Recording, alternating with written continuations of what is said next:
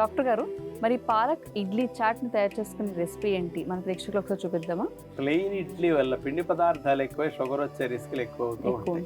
ఆ ఇడ్లీ కూడా స్పీడ్గా అరిగి స్పీడ్గా బ్లడ్లోకి వెళ్లకుండా ఆకుకూరల కాంబినేషన్ ఇస్తే చాలా బాగుంటుంది. ఆకుకూరలు ఉప్పు వేసినట్టు ఉండే టేస్ట్ని ఇచ్చే ఆకుకూర పాలక్.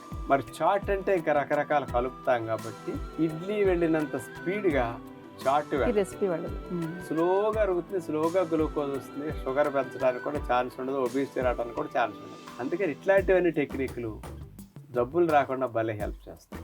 పాలక్ ఇడ్లీ చాట్ ఎలా తయారు చేసుకోవాలి ఇప్పుడు చూడండి. పాలక్ ఇడ్లీ చాట్ తయారు చేయడానికి కావాల్సిన పదార్థాలు: పాలక్ పేస్ట్ అరకప్పు, ముడి బియ్యం 1 కప్పు, మినపప్పు అరకప్పు, పెరుగు 1/2 కప్పు, ఉడికిన బంగాళాదుంపలు 2, క్యారెట్ తురుము 2 టేబుల్ స్పూన్లు, పచ్చిమిరపకాయ ముక్కలు 1 టేబుల్ స్పూను, నిమ్మరసం 1 టేబుల్ స్పూను, జీలకర్ర పొడి 1 టీ స్పూను, మెంతులు 1 టీ స్పూను, ఇంగువ పొడి కొద్దిగా, పసుపు కొద్దిగా, కొత్తిమీర కొద్దిగా, చాట్ మసాలా కొద్దిగా. నైటే ముడి బియ్యము, మినపప్పు, మెంతులు ఈ మూడింటిని నానబెట్టుకుని ఉదయం నానిన తర్వాత పిండి రుబ్బుకుని ఆ పిండిని మనం ఇప్పుడు బౌల్లో తీసుకున్నాం. అలా సిద్ధం చేసుకున్న ఈ పిండిలో పాలకూర పేస్ట్ అట్లా కలిపేస్తాం. ఇక ఇడ్లీ ట్రే తీసుకుని అందులో మేగడ రాసేసి ఆ గుంటల్లో ఇడ్లీ పిండి వేసేసి ఆవిరిలో ఇడ్లీలను ఉడికించుకుంటాం.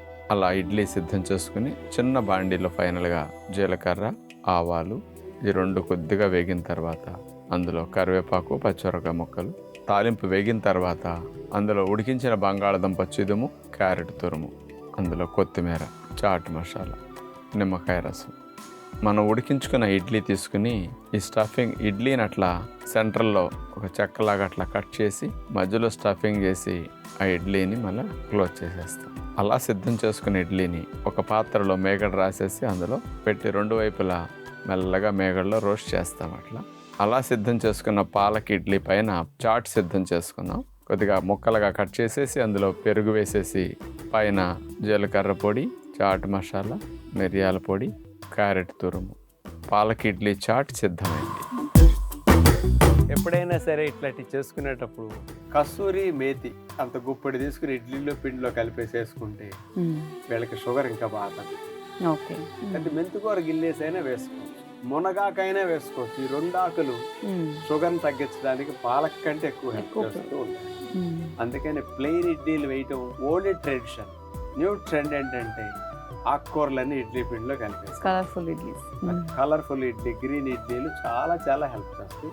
ట్రై చేయండి. మెంతులు షుగర్ వ్యాధికి ప్రకృతి ఇచ్చిన సహజమైన మందు అని 2500 సంవత్సరాల క్రితం మన దేశంలో ఋషులు కనిపెట్టి మనకు అందించిన విజ్ఞానం.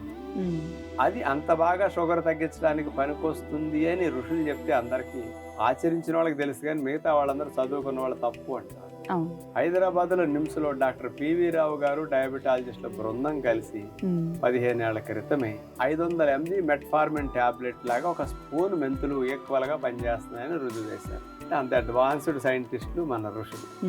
అలాంటి మెంతుల్ని వేపించి పౌడర్ చేసుకుని ఆ మెంతు పొడిని నీళ్ళల్లో వేసేసి నానపెట్టేసుకుని ఆ మెంతు నీళ్ళని ఉదయం పూట కనుక త్రాగేస్తే ఇది ప్యాంక్రియాస్ని డీటాక్స్ చేయడానికి, ఇన్సులిన్ ఉత్పత్తిని పెంచడానికి, ఇన్సులిన్ పనితనం బాగా జరగటానికి ఈ మెంతులు బాగా ఉపయోగపడతాయి. అలా పొద్దున నీళ్ళని తీసుకుంటే ప్యాంక్రియాస్ గ్రంథి చురుగ్గా పనిచేసి రక్తంలో చక్కెరని నియంత్రించడానికి ఇది అద్భుతంగా ఉపయోగపడుతుంది.